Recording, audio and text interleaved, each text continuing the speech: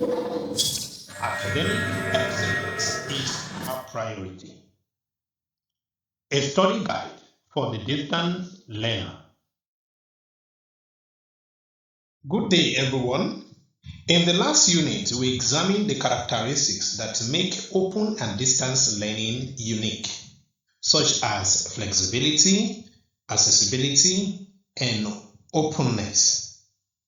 In this section, we will move a step further to understand how teaching and learning actually take place in this system.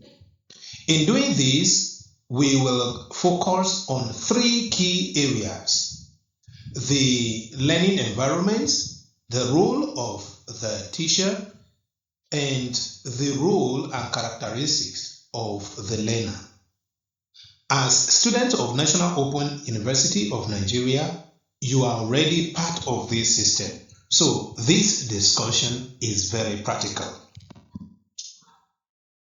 Learning outcomes. By the end of this session, you should be able to define a learning environment, navigate your learning platform effectively, identify the roles of a teacher in open and distance learning, understand your responsibilities as a learner, and demonstrate the skills needed to succeed in ODL, open and distance learning.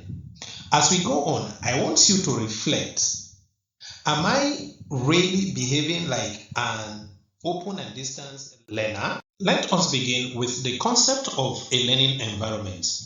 A learning environment is not just a classroom. It includes the physical or virtual spaces, technology and platforms, learning materials, and interaction among participants. In open and distance learning, this environment is mostly online or technology based, as we have on the Now portal, online course materials, and discussion forums. Think of it as a complete ecosystem for learning. The learning environment is sometimes called the third teacher because it can enhance your learning or limit your performance. So, how well you use the platform determines your success. Now, let us talk about the teacher. In open and distance learning, the teacher is no longer the traditional talk and chalk instructor. Instead, their role is more dynamic and student-centered. Let us look at some of the roles performed by the teacher in open and distance learning. Number one, as creator and manager of learning environment, the teacher designs and organizes the learning experience. This includes structuring course materials, managing discussions, guiding students through the course, and so on. Think of the teacher as a tour guide, not a dictator. He or she simply organizes weekly discussion topics and ensures students stay on track. Unlike conventional classrooms, the teacher does not control everything. So the student also share responsibility. Number two, the teacher as an instructor. The teacher still performs instructional duties by explaining concepts, clarifying duties, and difficult topics, providing feedback. They also provide course outlines. They share assessment rubrics, motivate learners. The teacher may send emails or post announcements explaining assignments. So this helps students understand expectations clearly. Another role of a teacher is as a facilitator. This is one of the most important roles. In the open and distance learning environment, learning is usually collective. The teacher in this environment functions as a facilitator. So he or she is called a facilitator. The teacher encourages a discussion, promotes collaboration, and guides interaction among students.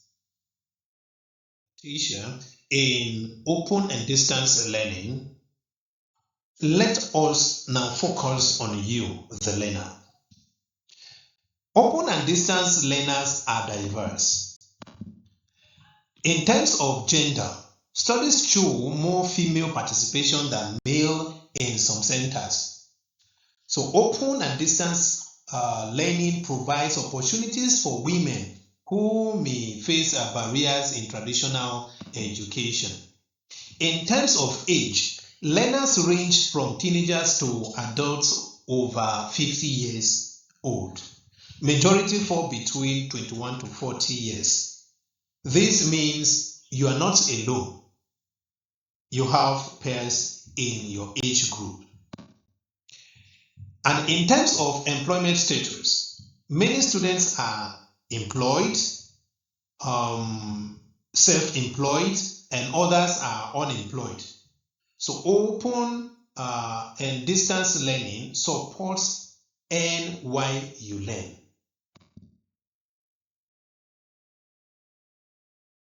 Let us look at some of the characteristics of open and distance learners.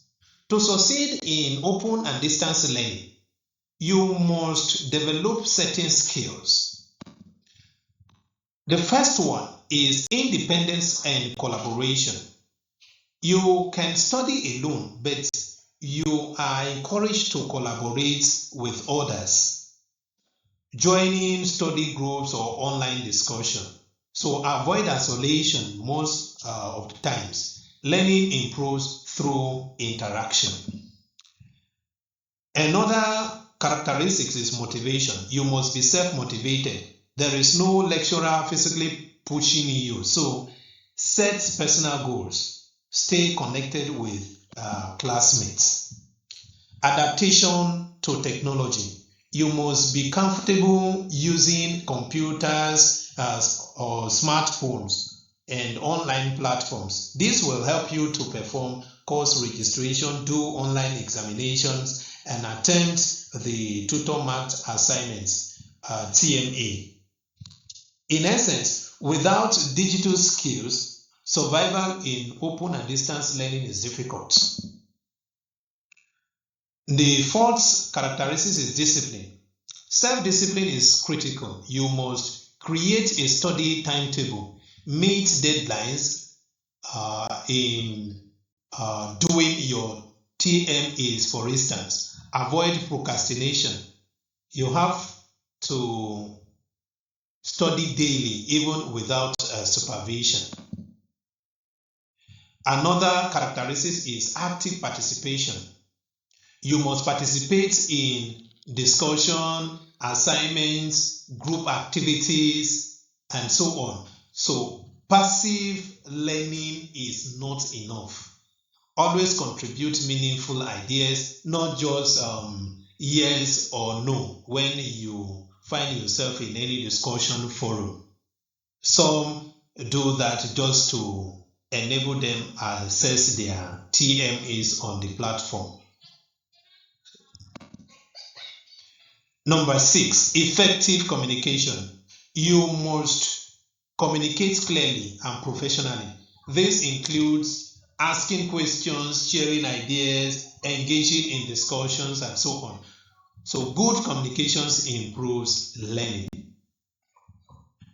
The last characteristics we are going to look at is reflective skills. You must evaluate your own learning. Ask yourself, where have I improved? So in doing this, you'll be able to assess yourself and assess how far you've gone in your study. To conclude this discussion, let us quickly recap what we've done so far. Learning in open and distance learning takes place within a structured learning environment, teachers act as 1. Manager, 2. Instructors, and 3. Facilitators. Learners must develop independence, discipline, technological skills, and active participation. Success in open and distance learning depends more on you than the teacher. Finally, before we end, I want you to reflect honestly. Do you possess the qualities of a successful open and distance learner? Which area do you need to improve on? Kindly place your comments in the comment